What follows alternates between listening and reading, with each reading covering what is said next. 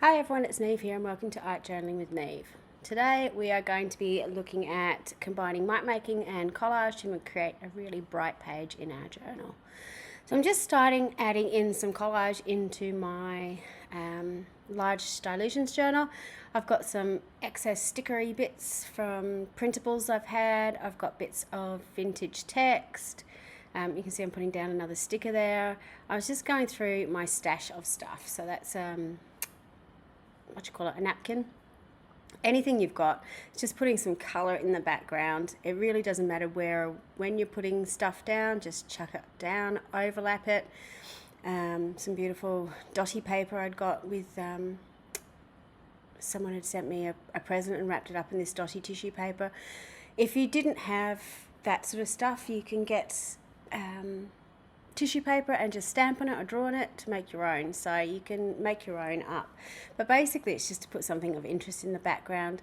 Usually I go for neutrals, but in this case I've used nice bright colours.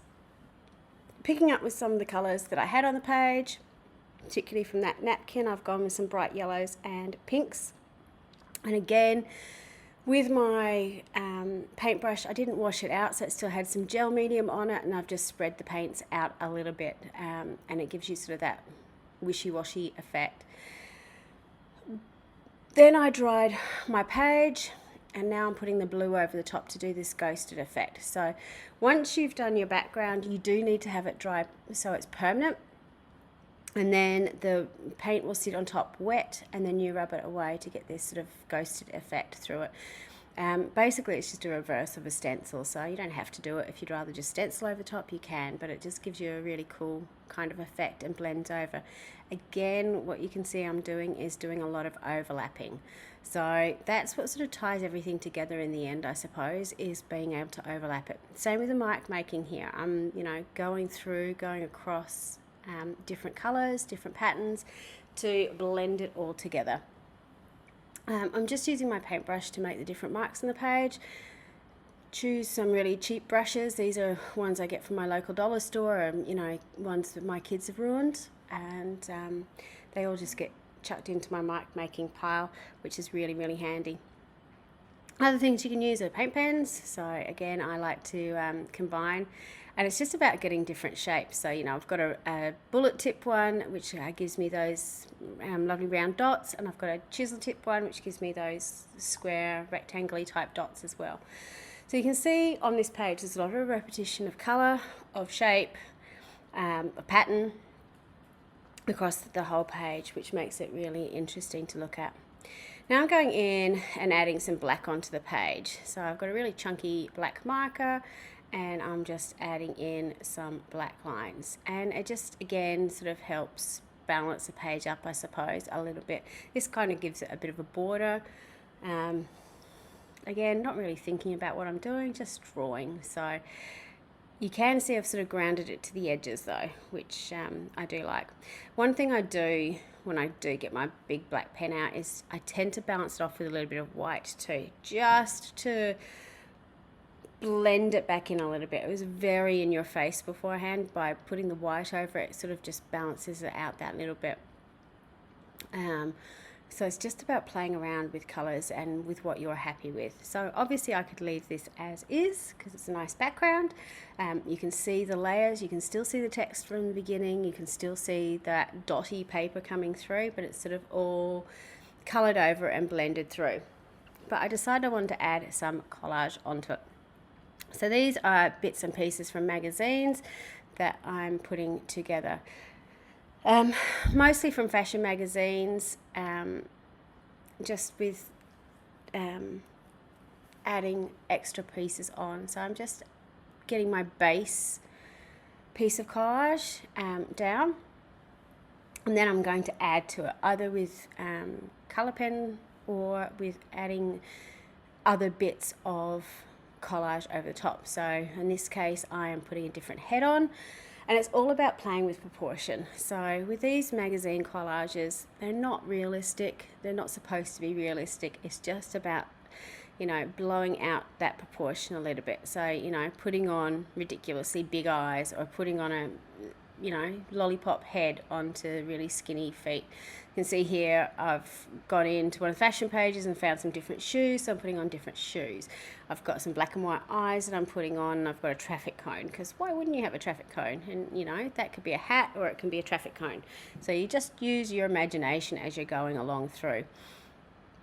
I've also got this really big hand, so the hand's out sort of going to grab something. Once I've played around with what I've got, then I go around and outline everything with a black pen. And this sort of helps make it that very 2D, very flat, cartoon-like effect, which I really enjoy. And it's a really easy way to sort of train your hand up, I suppose, to the different shapes. I'm not a portrait artist by any stretch of the imagination, but by drawing around figures, it helps me understand how the shapes of the bodies go together and so on. So it doesn't necessarily mean I'm any better at drawing them, but it gives my brain, my hand, a chance to just get a little bit of muscle memory as I'm drawing around different shapes. Now I'm just going in with my paint pens and adding additional details. So changing the colour of the hair or adding on hair, colour of the eyes, making ridiculously big eyelashes, you know, cat's eyes. It's really great for practicing your makeup drawing techniques on this. Putting new patterns onto the dresses and so on. So it's just about having fun. On this shirt there was lots of sort of patterns and shapes on it, so I've just chosen to sort of colour in different bits and pieces of it. In other cases I might colour it in completely. With the colours I'm choosing, again, there's a lot of repetition from what's in the background. So that green is a new colour that's sort of introducing, but I'm still using the black, the white, the pink, and blending all that together.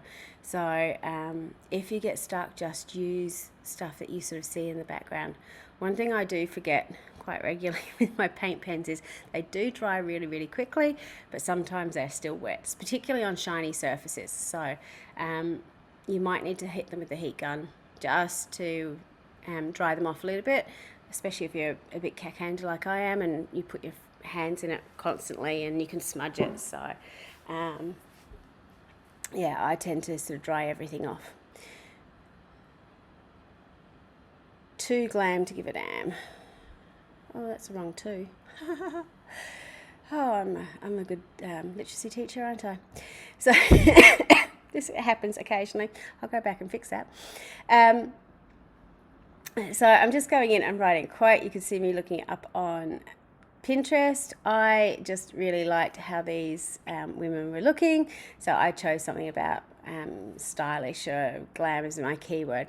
One thing I've been starting to do with my fonts as I work on them, and it's something you've seen me do in the past, it's just slightly different. So I have been using a warm grey alcohol marker to go around and do a drop shadow on it. Then I'm going back in with my white to do the highlight, and that just pushes it out even more so from the background. It just gives that lovely 3D effect. So a warm grey Tombow marker or alcohol marker is a really great tool to have in your toolkit, because it can really help to push things out from the background and just give that lovely warm shadow that blends into the background. The thing I like about having the alcohol marker version of it is because the alcohol marker is a translucent ink, so it will still allow you to see what's happening in the background like a true shadow. It's just giving that warm grey over the top. Then I'm just doing some marquee letters with my neon yellow over the top. So here's a close-up of the finished page. There is a lot happening on this page. It is very, very busy, but it was fun to do. And as with a lot of my pages, you know, you can just do the background, or you can just do the collage, or you can combine all three elements. It really doesn't matter.